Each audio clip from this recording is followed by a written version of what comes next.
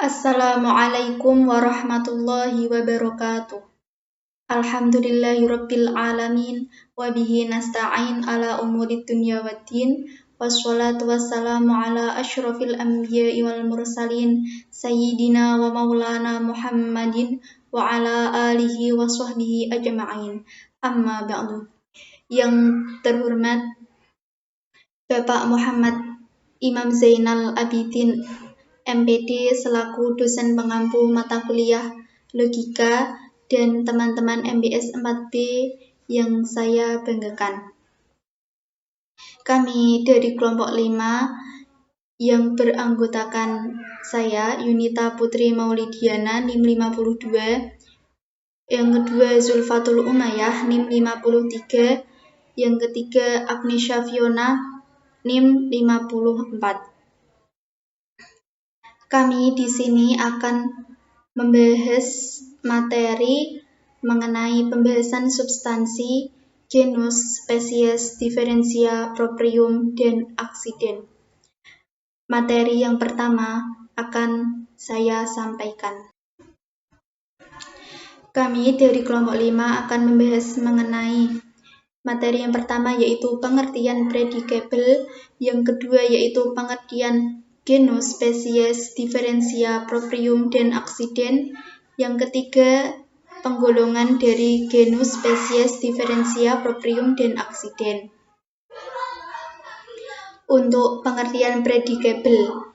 Predicable adalah nama jenis-jenis predikat dalam hubungannya dengan subjek. Guna mengetahui makna suatu kalimat dengan tepat, maka seseorang harus mengetahui adanya hubungan subjek-predikat atau predicable. Singkatnya, predicable adalah menjelaskan keadaan predikat dalam sebuah proposisi atau kalimat. Predicable fungsinya adalah untuk mempermudah membuat definisi. Menurut Aristoteles, predicable dibagi menjadi 5, yaitu genus, spesies, diferensia, proprium, dan aksiden. Untuk genus sendiri adalah kumpulan sesuatu yang mempunyai sifat yang sama. Contohnya, Andi adalah hewan. Yang kedua, spesies, yaitu kumpulan sesuatu yang mempunyai sifat sama. Contohnya, Andi adalah manusia. Yang ketiga, diferensia, yaitu sifat yang membedakan antara spesies yang satu dan spesies yang lain. Contohnya, Andi adalah berpikir. Yang keempat, proprium, yaitu sifat yang merupakan pengembangan dari diferensia. Contohnya adalah Andi adalah pintar. Yang kelima, aksiden, yaitu sifat yang melekat secara tiba-tiba. Contohnya, Andi adalah tampan.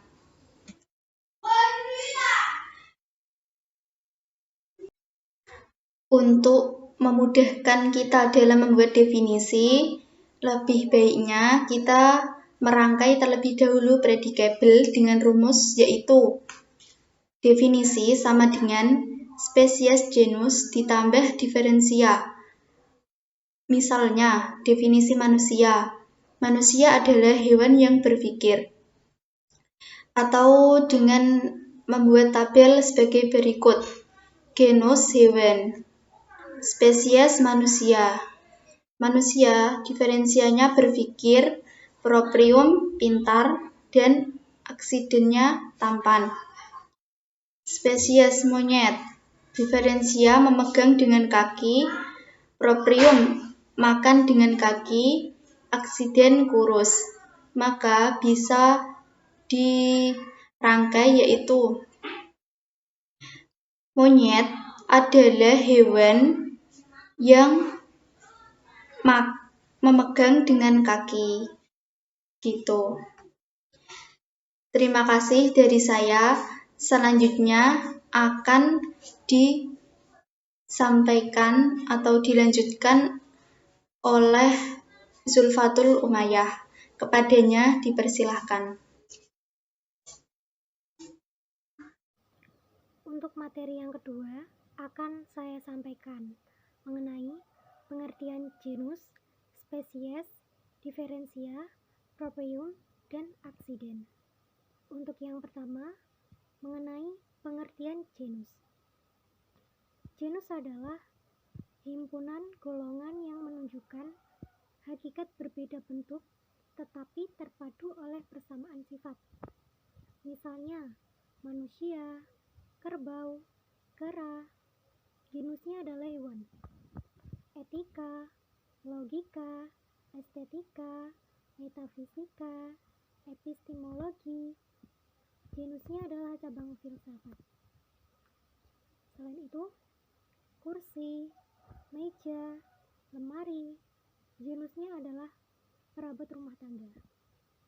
Untuk pengertian yang kedua yaitu mengenai spesies.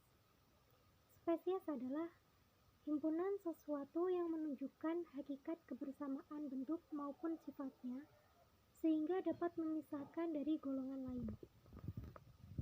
Pengertian yang ketiga mengenai diferensia atau sifat pembeda.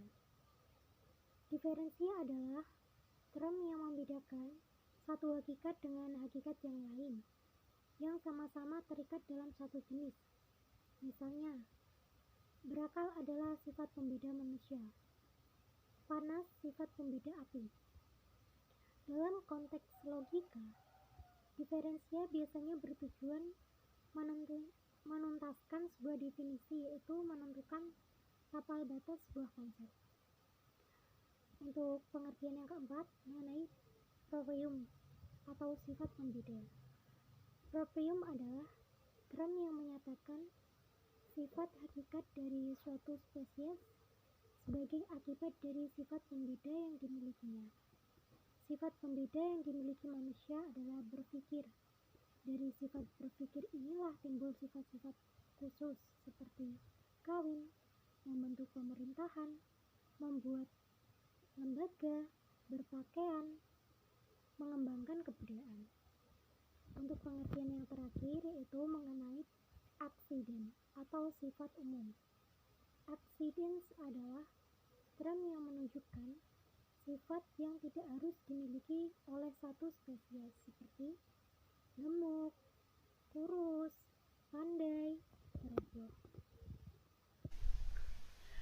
Di sini saya Agnesia Fiona akan melanjutkan materi yang terakhir yaitu penggolongan genus. Yang pertama yaitu genus jauh, yaitu genus yang tidak ada genus lain di atasnya dan memuat genus-genus di bawahnya dalam arti sudah mencakup keseluruhan. Misal genus makhluk yang mencakup makhluk hidup, makhluk halus, dan makhluk legenda. Yang kedua ada genus tengah, yaitu genus yang di atasnya ada genus lebih umum dan di bawahnya ada genus yang lebih khusus. Misal genus makhluk hidup yang di atasnya ada genus makhluk dan di bawahnya mencakup binatang dan hewan. Yang ketiga, genus dekat, yaitu genus yang langsung berada di atas golongan. Misal, kambing, kelinci, gajah, kerbau, genusnya adalah binatang. Yang kedua adalah penggolongan spesies. Yang pertama ada spesies jauh, yaitu term universal yang menghimpun golongan-golongan yang dapat berlaku sebagai genus, misal organisme. Yang kedua yaitu spesies tengah, yaitu term universal yang langsung menghimpun golongan-golongan yang tidak dapat berlaku sebagai genus, misal hewan. Yang ketiga ada spesies dekat, yaitu term universal yang di bawahnya hanya ada satuan khusus saja yang sangat sempit denotasinya. Misal, manusia di bawahnya terdapat Umar, Ali, dan lain sebagainya. Selanjutnya, ada penggolongan diferensia. Yang pertama ada diferensia generik, yaitu ciri pembeda yang membuat genus lebih tinggi menjadi lebih rendah. Misal, substansi material, badan berjiwa, organisme berperasa, dan lain sebagainya. Yang kedua ada diferensia spesifik, yaitu ciri pembeda yang membuat genus terdekat menjadi spesies. Misal, hewan berakal budi, hewan menyala, dan lain sebagainya. Yang terakhir ada penggolongan proprium, Yang pertama yaitu proprium generic, yaitu sifat khusus yang berakar dalam jenis sesuatu. Misal, sifat dapat mati yang dihubungkan dengan manusia, maka disebut sifat khusus jenis, karena secara langsung timbul dari suatu jenis dari pengertian manusia, yaitu benda hidup atau organisme.